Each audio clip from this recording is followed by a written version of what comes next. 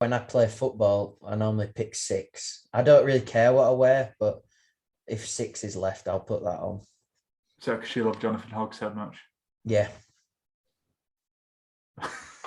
just leave it. Yeah, it's that. Got a problem with that. Okay. Yeah. Christopher Schindler has a chance to write his name in Huddersfield Town legend. And he takes that chance! Looks like Millwall are up to their old tricks again. Welcome to the warm-up episode 65. Joining me, your host, Brady Frost, is Tom Bradshaw. How are you, Tom? All right, Brady, how are you today? I'm good, mate. I'm good. A lot better because it's our second time doing this. Yeah, we're good. We were meant to be joined by Josh, but the curse of the M25 has got him. So he's still currently on the motorway. I'm getting live updates as we speak. So might dot them into the podcast, see what he thinks. It's a good idea. Another segment. Where's Josh? Where's Josh? He's just on the M. But yeah, Tom, do you think it's Millwall? Do you think the fans are getting to us? They're trying to psych us out. They're known for being an intimidating bunch. So do you think they're crossing the podcast airwaves as well? Possibly. Kidnap Josh, corrupting, the airwaves, trying to mess up our podcast. Sounds about right for Millwall, doesn't it? Yeah, it does. And I mean, I don't know why, because we can mess up our own podcast. Yeah. So, Tom, you might not know this. No, I'm never going to pretend.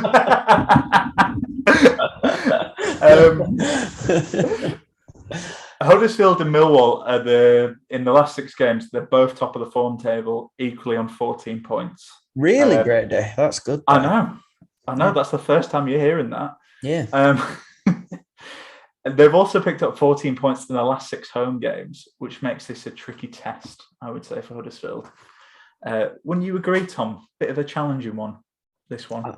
I think, it's a very challenging one. They're on a bit of a run. 6 clean sheets in the last 9 games, Brady, which is quite impressive. Some good wins as well, some good draws against some teams that are up there.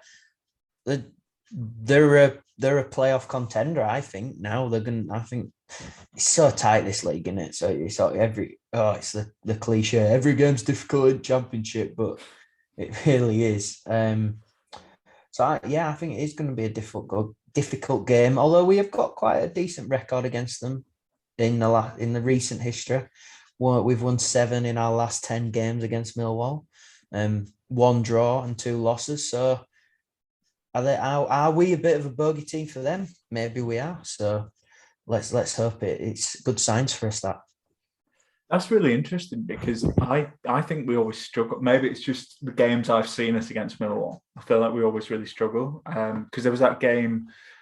Do you remember the 1-1 where Camille Grabara chucked it into the net? Yeah, I was at that. That's the one draw in 10 games. That's that one draw. Yeah. And then I remember Lewis O'Brien captained the side, after we'd stayed up, and it was a bit of a write-off for us, and they thrashed us 4-1. Pritchard scored, didn't he? And that's one of the 2 losses in the last 10, Brady. So you've just been unfortunate, and you just remember the bad times against Millwall. Well, I was there for Hoggy getting the winner in the 84th minute or whatever. So that was there for the good time. I was right at the end where he scored as well. So nice. That was great. But yeah, you touched on it, Tom. This is a really tight league, because obviously we do prep for this, and they're 11th in the table, which you're like, oh yeah, 11th, but that's only 3 points off Sheffield United. Yeah. So it's just bit of a tricky one. This I know we keep touching on it, but we know how we feel about this one, because we've already got halfway through this podcast before my precious internet let me down once again. The joys of living in Leeds. But Tom, anyway, enough about my internet, because this isn't this isn't the platform to do it. Yeah, the game on Friday, I think, was really frustrating. We touched on it there. It felt like a defeat, really, to be 2-0 up with, 10 minutes to go and to draw the game and, arguably could have lost it, also could have won it. Do you think that was a wake-up call? Or do you think it's the start of a bit of a dodgy run? Because Town have been really good, obviously, and still unbeaten in the league. But there's you look at QPR, you look at Blackburn, they're having bad runs. Do you think this could maybe happen to Town?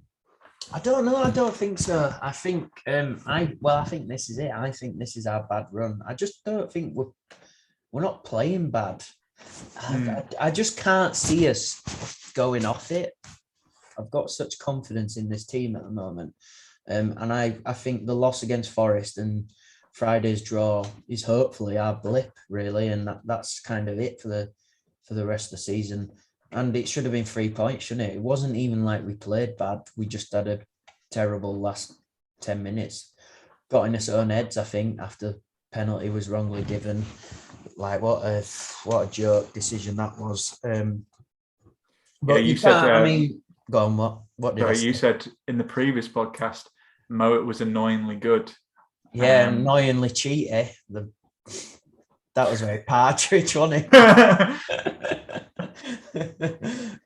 But yeah, Moet's done us there. But yes, I saw someone saying, why isn't the retrospective ban for diving or whatever? Because Sorba did not touch him at all, and he's going down holding his head like that.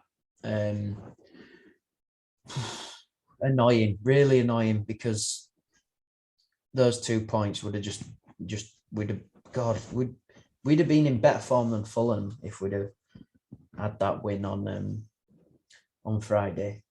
But it's a point, isn't it? And it might be very valuable at the end of the season.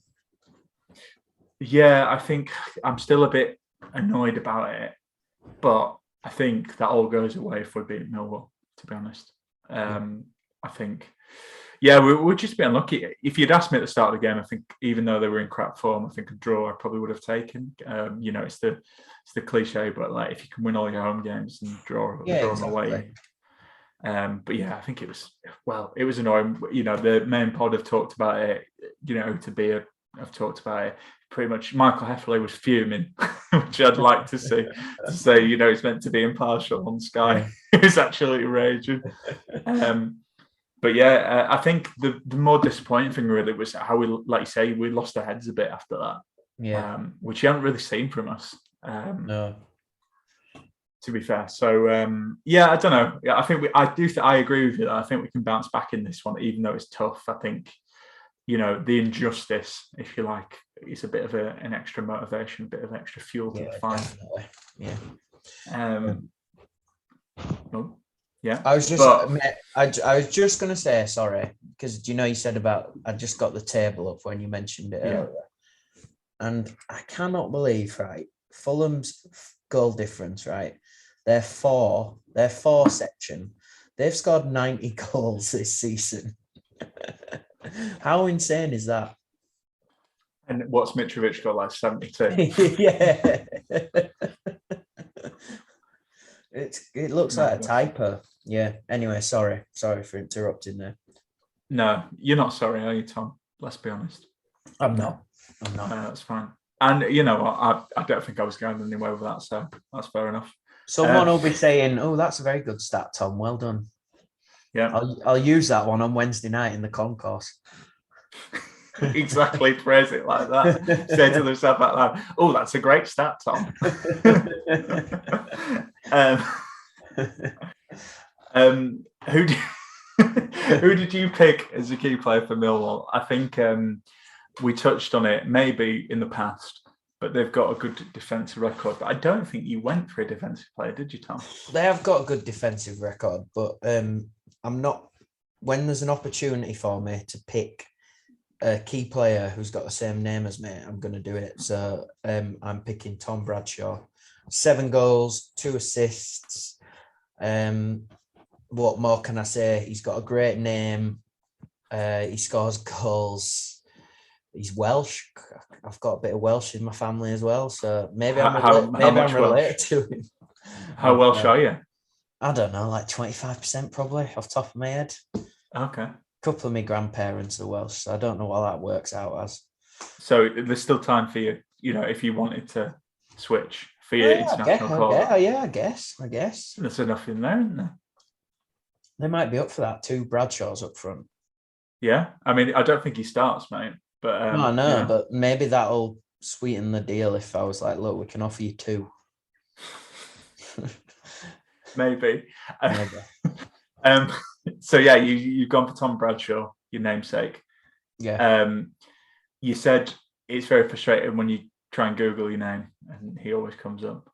Yeah, he's kind of been the bane of my life, I guess. When I thought maybe, I might make something of myself, and Tom Bradshaw, you search Tom Bradshaw illustrator or Tom Bradshaw drawing, I still don't come up. It's just him celebrating goals. That's all. Is he a good drawer? I think if you ever manage to get in contact with him, just see if he's a good drawer. If anyone is trying to Google me, trying to get work from me, he might just get loads of emails from people saying, "Do you draw this for me, mate?" And he's like, "I'm a footballer. What are you on about?" I'd like to think he's actually stealing quite a lot of your business. Yeah, he's classic. He just he sends it, but it's really crap. It's like Stickman. And then he's like making me look even worse. So why have I picked him? He's evil. Classic Millwall. They're getting in your head, mate. Yeah. You've ruined this podcast. They're after your livelihood. Shocking. But yeah, if you moved to town, would you be happy with that? Bradshaw on the back. Bradshaw on the back, yeah. I'd get my own name on the back of the shirt. Pretty cool. I think he's a good. Seriously though, I can't speak today. I can't speak. He's a good player. He's a solid. He's a solid championship striker. He's only on 7 goals at the moment, but I mean, in that kind of team, in a Rowett team, it's not bad. I don't think so. Yeah, that's decent. What? Because clearly we're just ripping up the format for the podcast. What number would you get on the back, Tom? Are you going for a number 9, or do you have like a special number? When I was younger and I did get my name on the back, I got number 11, Bradshaw, and 11 because I really like Danny Schofield. So I don't know if I'd go for 11 again. But when I play football, I normally pick 6. I don't really care what I wear, but if 6 is left, I'll put that on. So because you love Jonathan Hogg so much. Yeah. just leave it. Yeah, it's that. Got a problem with that. Okay. Yeah. I'll move on. My key player for this one was Jake Cooper. Tell me more about Jake Cooper, Brady. Well, in the way that you have picked someone because he's your namesake, I find it really weird when someone's taller than me. So I'm 6'5", for those who don't know, and Jake Cooper's I think 6'6", 6'7". He's a big lad then, isn't he? He's a big lad. He's the captain as well. And I didn't pick him just because he's a tall boy, but he's just always a threat at set pieces, as you'd expect. And he's kind of key to them being so defensively solid. So I think looking ahead to this one, again, kind of jumping all over the place with the format, but I don't think this is going to be a high scoring game. And I think he's going to be largely responsible for that, at whatever end it is. So he's a bit of a threat. Again, not that this is, the realms of possibility, but someone I would have liked Town to get. I've signed him before for Town on Football Manager, so that's like recruitment in it. You could probably argue that was better than the second season of Premier League recruiting. So that's what I would say as well. I'll give my flowers to. That's all right. Yeah. Minute. Murray Wallace, like fair play to Murray Wallace. Left Town. Yeah. Everyone thought he was shit. And he's been a regular in that Millwall team for ages now, it feels like. So, scored against us, didn't he? He might have scored. Yeah. Well, do you know who was that Jed Wallace? Jed Wallace as well. Oh, I do like Jed. There is 2 Wallaces in that team, but I think, very different players. Yes, very different. Uh, sorry, on the subject of former Town players, I think Scott Malone always seems to have a good game against us. Yeah, he does. So we've got 3 former Town players in this team. Yeah. Scott Malone always has a good game against us. Yeah, that's him. Isn't that the reason we signed him? Because it was like everyone thought, fucking hell, this lad for Fulham, he's class. Ripped us apart. And then we signed him, and he's probably the worst player we've ever had. Sorry, Scott. Oh, we've had some stinkers, mate. I think that's harsh. He wasn't great though. Let's be fair. Yeah. Sorry, that was a bit harsh. Take that back. Yeah, come on. Cut that. No, that's staying in. Cool. What about Town? Yeah, let's go with Town then. Sorry, I was just saying Ben Eakes, the third one. Ben, yeah. When we did the previous fixture, I brought Benik Afobe back for a return to the hack. I always liked Benik. Yeah. Had some tough times off the pitch as well, but it just seemed like a really nice lad. Loved him when he was at Town as well. Yeah, his dad used to sit behind me and my dad when he signed for Town, and he was really nice. Just seemed, I'd have loved it if we'd have kept hold of him a bit longer. Yeah. No, same. Benik, if you're listening, I mean, you're definitely not. But yeah, the door's always open. Not that we have any connections at the club. And to come on the podcast. Yeah, you can come on the podcast, mate. Open invitation. Tom, Town key player, come on. Right, completely going off here. Let's move this along. Here we go. Sorba Thomas, because I think we need him to unlock that defence, because it's such a tight-knit defence. We need something special. We need Sorba's deliveries to be on point. We need a bit of trickery. We need a bit of movement from him. For me, that's the only way we're going to win this game. It's either going to be 0-0 or we're going to win for me on Wednesday. So listeners, you may have heard that this is our second attempt at recording, but we actually didn't get to this bit. I picked Sorba as well because he played as the second striker against West Brom, and I thought it was really good.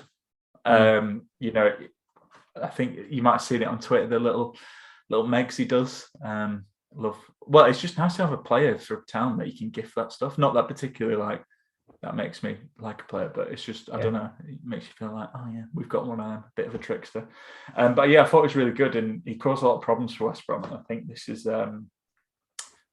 kind of a game for him, because like you said, they're going to be tight defensively. I think it could be a 0-0 this one, but if not, I think it's one of these that's one goal in it, potentially. Say this now and it'll be like a Reading 4-3, 3-all. Yeah. 10-9. 10-9. It's only one goal. It's only one goal difference, so I wouldn't be all right with it. Yeah, exactly. But yeah, I also went for Sorba, but I just think he's going to create space for others.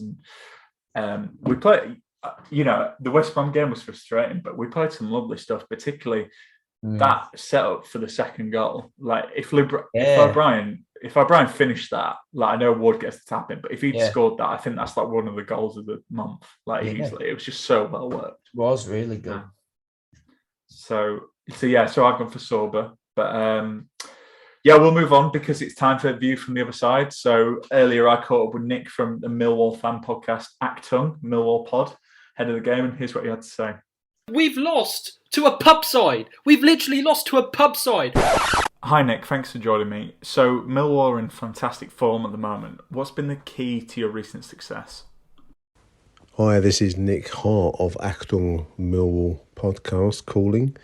Yes, Millwall versus Huddersfield Wednesday night. Huddersfield top of the Championship form table at the moment, having played the last 6, won 4 out of those 6, drawn twice, scored 11 goals and conceded 4 times. Millwall in second, 14 points also. We've also won 4, drawn 2 and lost none. Big difference between the two sides. Huddersfield scored 11 times, we've scored just 6. You've conceded 4 goals. We've conceded just 1 in 6. So Millwall's recent success has been built on defensive soundness, midfield solidity, and we've struggled to score goals. If we can score a goal, particularly from set pieces, then we are a very, very hard team to beat. This current run of form has slightly come out of nowhere from a clear blue sky, a clear blue Bermondsey sunlit sky, because up until January, in all truth, the season was going slightly nowhere. We were looking at mid-table respectability. But injuries, forced changes to this team has made Gary Rowett a lucky man, where maybe a few weeks ago some people were questioning his position in the club. So that's football for you. So yeah, big game Wednesday night. Both sides will want to win it. Huddersfield obviously further up the table than we are. We are chasing that magic sixth spot. It's going to be a tense game. It's going to be a big night at the Den. No country for old men, as the film says. How do I feel about it? I fancy Millwall to bring all the sound and fury that you'd expect from a game like this at the Den. I just feel that we maybe lack sometimes finishing ability. We saw that on Saturday at home to Middlesbrough. And we've had an injury crisis that would give the NHS a run for its money recently. So sometimes, our ability to change a game coming off the bench has been somewhat limited. But what you can expect at Millwall with, stakes on the table, coming towards the business end of the season, is a night of sound and fury, as I've said already. So what do we expect to be? Where do we expect the game to be won and lost? I think it'll be won and lost on which side can score. Sounds really obvious, doesn't it? That states the bleeding obvious, Nick. Who can score a goal and who doesn't concede a goal? That's where the game will be won and decided quite literally, because that's the essence of Huddersfield and that's the essence of Millwall in reverse. We don't concede. You seem to be able to score. Who can do it? Tune in Wednesday night and find out. Best wishes to you all. May the best team win, as long as it's Millwall. Bye for now. Oh, wait a minute, what's that? Oh, my camera's gone blurry. He must have infiltrated the Zoom account, Brady. Oh my God. Millwall Classic Millwall. What are they like? They were family club. Well, they're a family club. Didn't they win Family Club of the Year? So maybe we should stop these historic accusations. It's what they wanted you to think. Anyway, Tom. Oh, what a player he was, by the way. Yep, that means it's time for return to the Mac. Christopher Schindler has a chance to write his name in Huddersfield Town legend. De Potter's got the better. Yes! And Laurent De Potter scored! What a goal, Aaron Moy! An absolute thunderbolt delivered all the way from Australia. Return to the Mac. Oh, look at that. Look at that for an intro. Bloody hell. Tom, who'd you go for? Return to the Mac this week, Brady. Coming down tonight, Matthew. I'm going to be Liam Dickinson. So I've gone for Liam Dickinson because I haven't been to Millwall a lot. I think I've been twice. Mm-hmm. But one time that I actually remember, and it was that when you're in New Stoney? Yeah, exactly. Flashing the badge, flashing the badge. It was like a first game of the season, and Liam Dickinson come on loan, and he scored an overhead kick. And then I think we either lost the game 3-2, but we could have either won it in the last minute or drawn in the last minute. And David Unsworth missed a penalty, and everyone was like, "Oh, we've signed David Unsworth because he's well good at penalties and set pieces." And then he missed that penalty in his first game for us. But I'm going Liam Dickinson just because he scored an overhead kick against Millwall once. That is the only reasoning behind it. No one really votes by listening to this. We've discussed this already. They see a name and they click it. So if you've got this far and you're listening because of my reasoning, it's only because of the overhead kick. Hopefully Brady will find a photo of the overhead kick to put out for the poll. Well, we will see. I particularly enjoyed this one because I don't know if you know, but on Liam Dickinson's Wikipedia, he has a section called Personal Life. Yes. And it's just, have you read it? I'll read it for. Yeah, read it out. He has picked up a reputation as a, quote, wild boy for his late night partying. His agent, Phil Spronson, said that the reason he moved regularly from club to club was because, quote, he was no angel.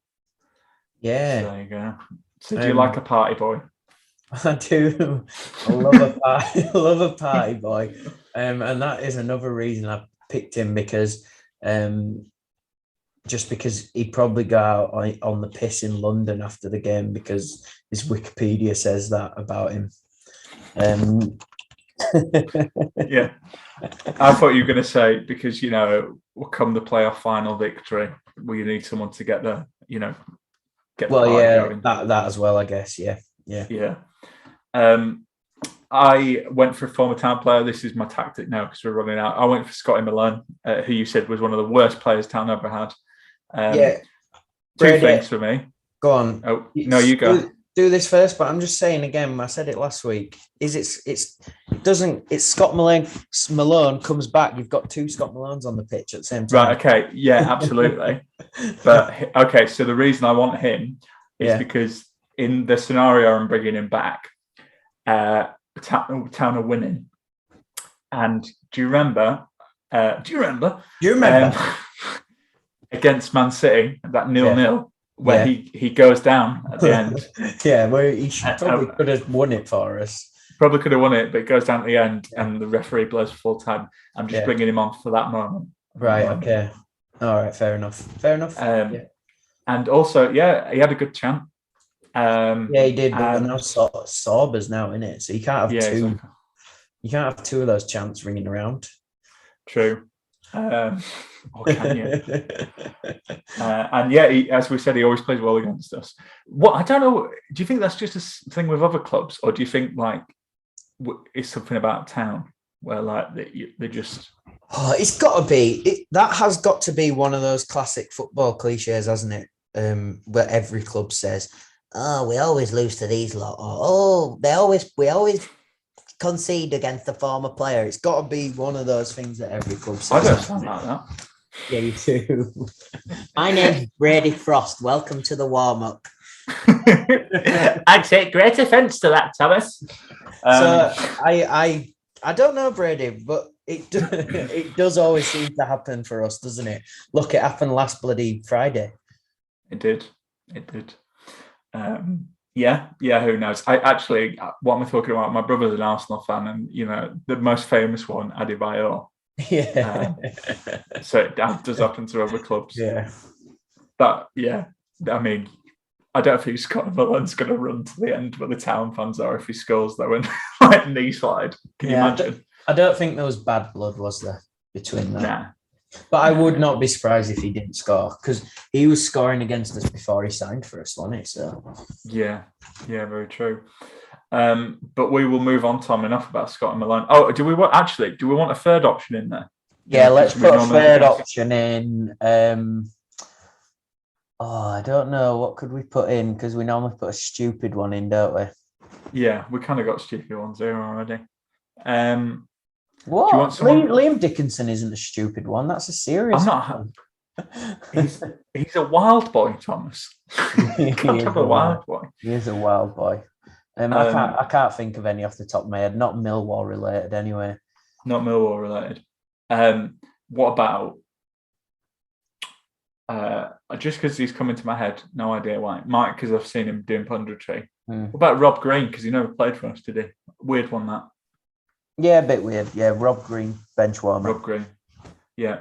I can't believe Rob Green played second fiddle to Joel Coleman. Nothing against Joel, but he was. I think James said this. I think he's convinced that we just signed him because he had that really good season for Leeds, and we just. I agree. I think we're just winding Leeds up by signing him. Yeah. So Fair Rob play. Green. Fair play. Can't knock it, can you? No. Okay. Fair enough. I think that is hands down the worst poll we've ever done for Return to the Mac. Yeah, it's going to be interesting, isn't it? Who's going to win that? I think Liam Rob Green will probably win. Rob Green, yeah. Anyway, it's time for You're the Boss, Tom. How you lining Town up? I think it's just like, actually, because collapsed a little bit. Are you going for any changes? To be honest, I can't remember how we lined up on Friday. Did we play 3 at the back? I think it was 4-4 fucking 2. Well, I'm going 3 at the back against Millwall. All right. Yeah. I mean, assuming he is fit, Levi Colwell. Yeah. He's not ill. He should be better by now, shouldn't he? If he's ill, depends what he's had. Yeah, true. Well, I might have to scrap my whole team. So let's go. Let's say Levi's better. Colwell, Pearson, Lees, Nichols in there, obviously. Those 3. Then I'm going Harry Toffler, kind of left wing back. Then I'm playing my little Spanish fella Peeper because I think he can offer us something against Millwall.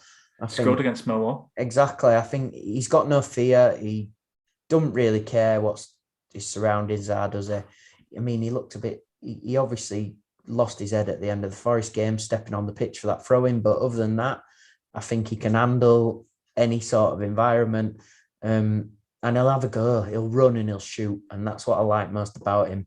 Don't matter where he is, he'll just try score. And the last time he played against them, that happened, didn't it? He had a shot and it went. Yeah. Keeper absolutely. That was terrible, though. Keeper absolutely. Oh, yeah. But like you say, actually, still, mate, you don't shoot, Brady. You don't score. Very true. Very true. Do you know? Actually, I quite like that as a shout because he did hit the post against Forest. Yeah. So I'm getting him in. So it's kind of that 3/5 at the back. So you got your wing backs, and then Russell O'Brien, Hogg, 3 in the middle. Then Sorba, Danny Ward, and then I'm bringing in Josh Karoma just because I'm doing that kind of lad coming back to London. Get him out there. I don't know. Just got a feeling that he might have a good game. That's all. Yeah. If he's feeling better, though, obviously. Him and Levi might still be ill. And in that case, I'm putting Sarr in and Holmes. Nice. Okay. Bit of an interesting one, Tom, actually. I was having a debate with Matt about this and Josh. Tino has obviously come in. Yeah. A lot of hype around him. Only come on the bench. I think, not that I think he deserves to start, but I think maybe one of the other reasons we've got him is because he thinks he's going to get starts. Yeah. Do you think there's an argument to start him in this one? Well, did we touch on this last podcast, or at least after we'd stopped recording? Didn't we say maybe he's a bit like Scott High and maybe he needs to start a game? Maybe. So maybe he starts on instead of Karoma if Karoma's ill, just because I think maybe you've just got to throw him in the deep end, sink or swim kind of time. And it's like, I mean, there's these 10-minute cameos he's done. He hasn't looked particularly impressive, although he looked all right Friday. Didn't he look a bit more energetic Friday? So maybe just throw him in Wednesday. Give him 60 minutes. Give him 60 minutes from the start. See what he can do. Yeah. I think it's tempting. So for me, in terms of my lineup, I've gone for something a little bit different. So same goalkeeper, same back 4 as we played, which was Tetton, Pearson, Lees, Toff. I think it's a shame because Colwell's been great, but I do think like Lees and Pearson have been in great form, so you can't really, you know. And I think we've been playing back with a 4.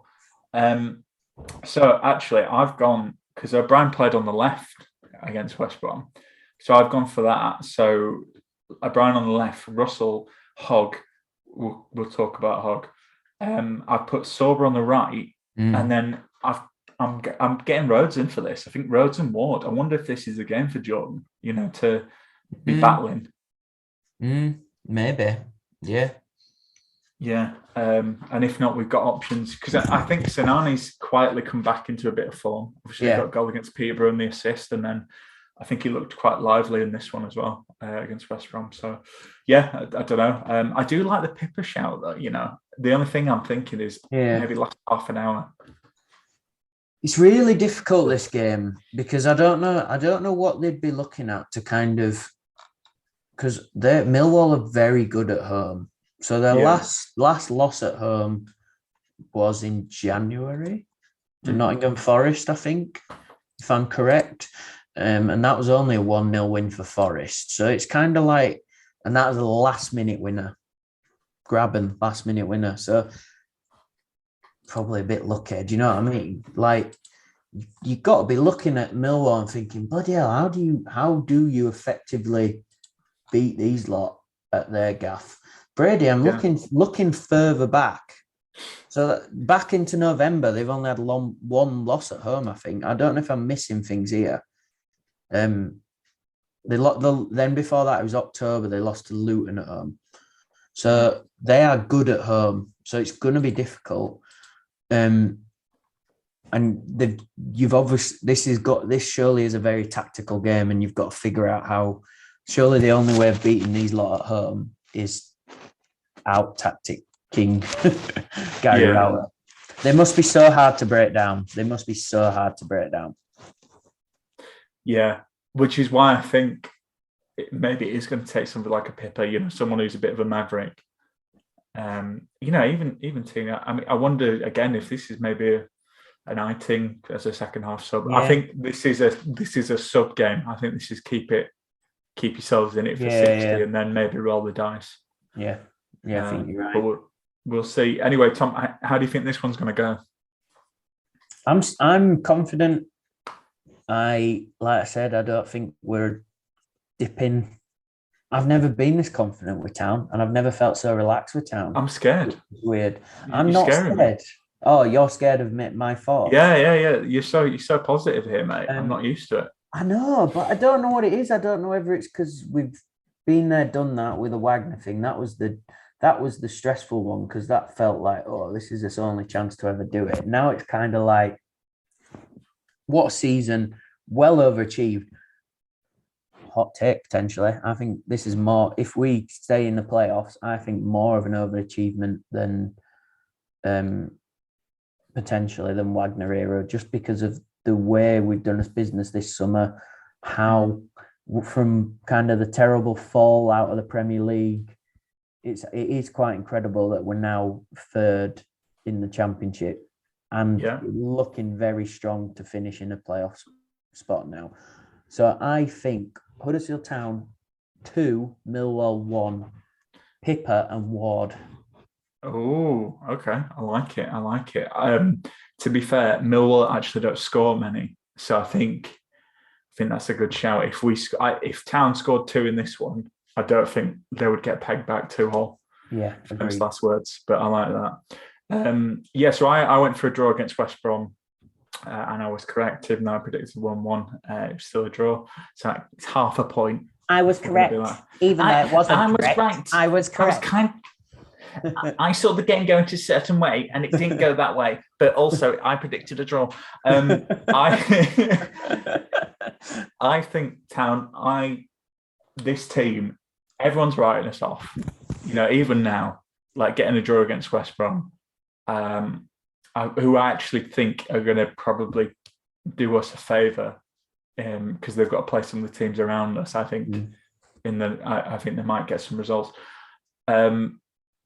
I just think they're going to be a bit annoyed about how it went, and I can just see us winning this, and I think it'd be a big statement and I'm going 1-0. I think 1-0 us again. Yeah, massive statement. 1-0. Massive big statement. Honestly, if we win this, and I think I've said this for like the last 3 or 4 games.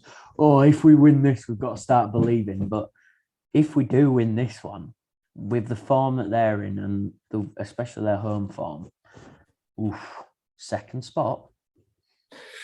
Well, yeah, this has second been spot, maybe. Well, I tell you what. If we win this, you're going into Saturday against Bournemouth. Yeah, thinking massive.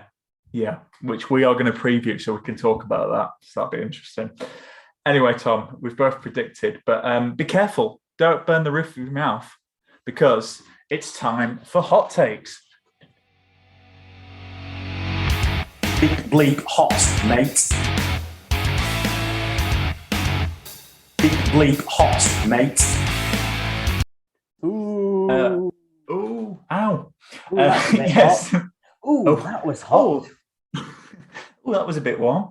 Yes, this is Hot Takes, the part where you share your spicy opinions you may have about Huddersfield Town and with your reason why, and we will debate it on this very podcast. So Hot Takes are anonymous, as you all know. Don't forget to email brady@takesthatchance.com for a chance to be featured. Now, Tom, this hot take is devilish because it's coming after a certain number 6, not 666, just a certain number 6, and it's this. Jonathan Hogg is now a liability with his passing. Gave the ball away for the equaliser against West Brom. If Alex Vallejo was fit, he wouldn't have played half the games he had this season. He has also cost us other times this season, but hasn't been punished, so people haven't noticed. Tom, do you think Jonathan Hogg's a liability with his passing? I think, yeah, he can be, can't he? He's not the best passer, but I think if you balanced it out and you added up how many like massive tackles he makes, big blocks he makes, tactical fouls he makes, he's integral to this team. So sorry, hot taker, disagreed. Just been disagreed. I think Hoggy gets a lot of stick from, and not from every Town fan, but I think, football's difficult, isn't it? There's so many different types of footballers and the way they play are so integral to different teams. And take Jonathan Hogg out of this squad, and I don't think you've got the experience, the grit, the fight that we need to be where we are. I don't think we would be sitting third in the table without him this season. Even off the pitch, he's important. Do you know what I mean? And I know that hot take's kind of saying he wouldn't be playing, but he's a leader, isn't he? Yeah, he really is. I think you can't write him off as well. He's had some stinkers this season, but it was when he'd just been injured. I don't think he had a good game on Friday night, but I think, to be honest, everyone kind of not collapsed, but I think they kind of felt the pressure and didn't cope well with it, which is a bit unusual to this team. But yeah. Look, I think he's right. Hogg's 33, right? So players are playing longer, but last season he was our player of the season, and I think he was so integral to us because his passing stats were mad. He fully deserved player of the season, but also we were a team battling relegation. Despite the good thing we had at the start, we did slip, and I think Hogg, that's the type of player you want in there. I think Hogg's just not a guaranteed first name anymore. And I don't think that's a bad thing. Like Corberan's rested him in some games. I know he's played quite a few, but I don't think that's a bad thing because, look, like I think we've said this on the podcast, but the classic one for me is, we talked about this, Millwall away. I want Jonathan Hogg starting because that's a scrappy game like that, and he's perfect for that. I think, I went to the Derby game. We talked about it afterwards. Hoggy was needed for that game, but as soon as Stearman gets sent off, and they're defending for, the next 8 minutes plus. You don't need him because but the game plan's changed. And I just think that is it with Jonathan Hogg now. I don't think he starts every game. I still think he's a really useful option. I think he looks better when Town play a free, to be honest, and he can drop in. I think he's better there. I don't think he's as well in a 4, but look, like, he's a model professional. We all love Hoggy.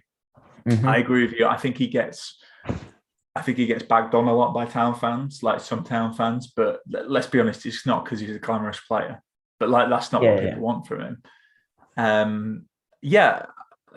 I don't know. I just don't think he's guaranteed starter anymore, and I don't think No, that's a bad no. thing. No, I agree. But I also, this is the first hot take that I'm not going to change my mind on as well. I'll tell you that. Okay.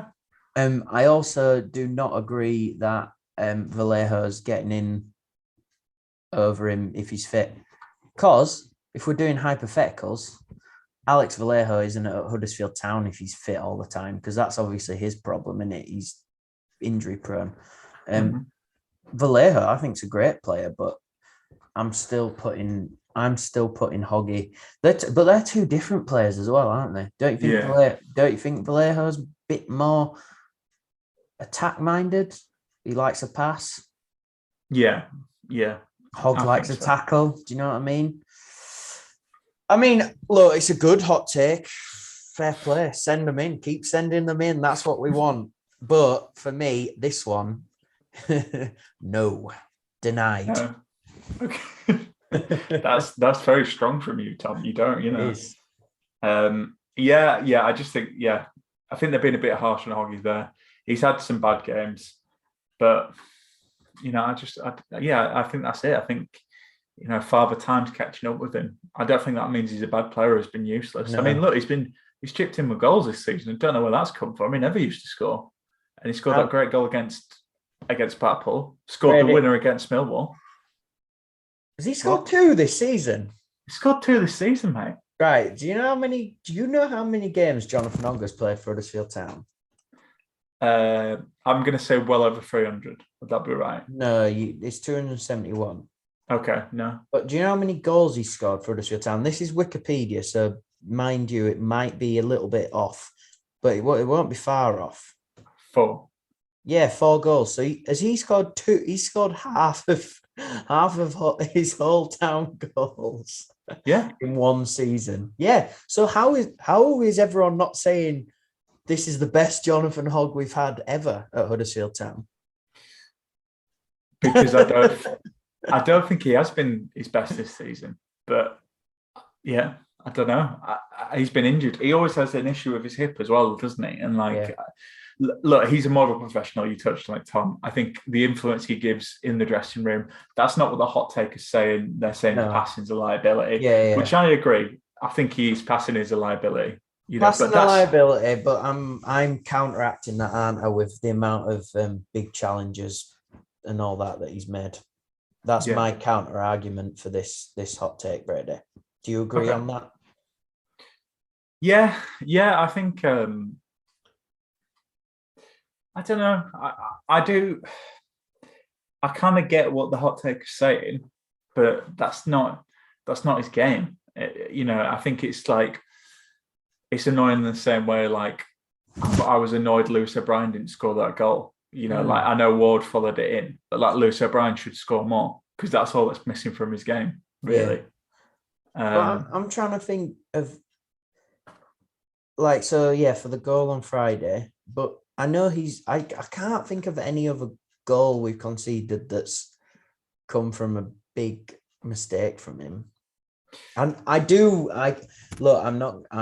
he has done it this season though. I'm not going to deny that, but I don't think they've all been, it's not like he's passed it back to Nichols and it's been short or anything. Do you know what I mean?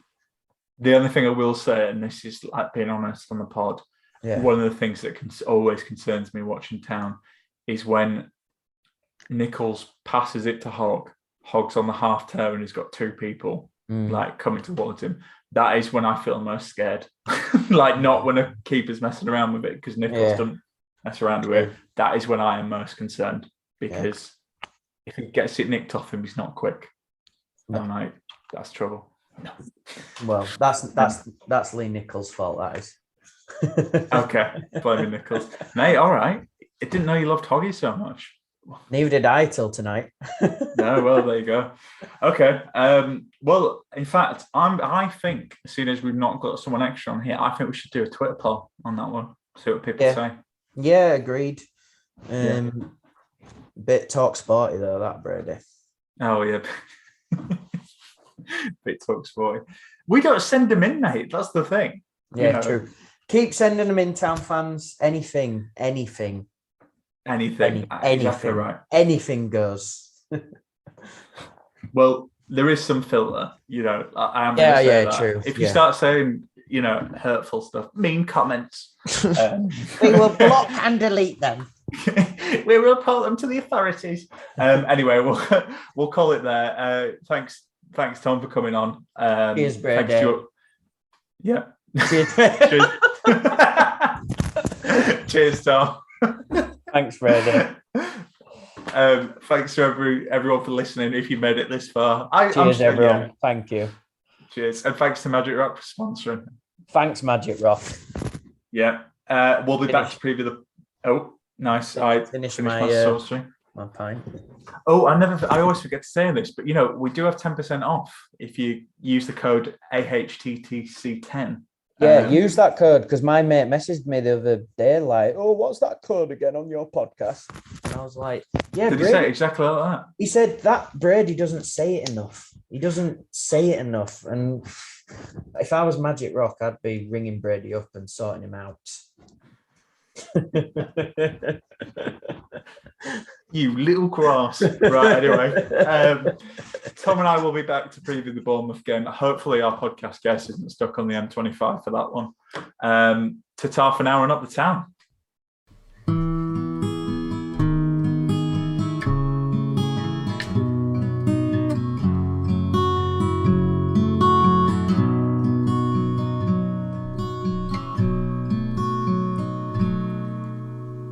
There's a team that is dear to its followers.